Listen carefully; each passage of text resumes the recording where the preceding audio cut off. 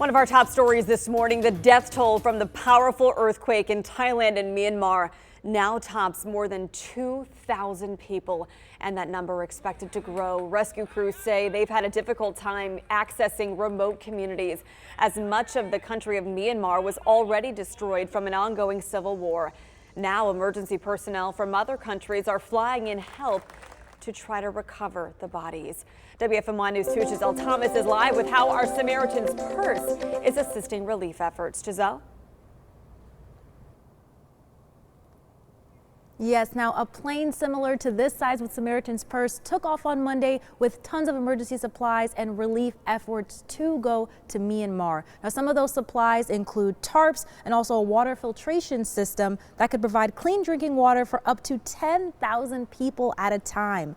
Now, Purse's Chief Operations Officer, Edward Graham, says that people are on the ground right now. He says that at this time, Thailand, another country hit by the destructive earthquake, is not allowing outside help and resources, but Myanmar is. He says the devastation calls for a high volume of medical aid. Be the largest type hospital we can deploy. We call it a tier 3. There's different sizes, but this is a large surgical capability hospital. It's all self-enclosed with x-rays, surgical team recovery ward. It can also do, it does inpatient and outpatient services.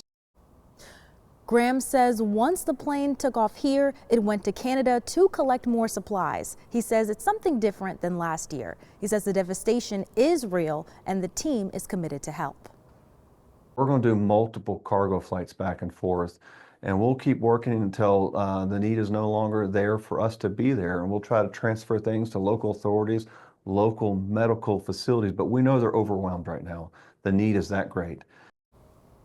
Now, Graham says the doctors, nurses, and volunteers will probably stay from about 2 to 3 weeks and then switch out with other team members. He says their work heavily revolves and involves volunteers. Live in Greensboro, Giselle Thomas, WFMY News 2.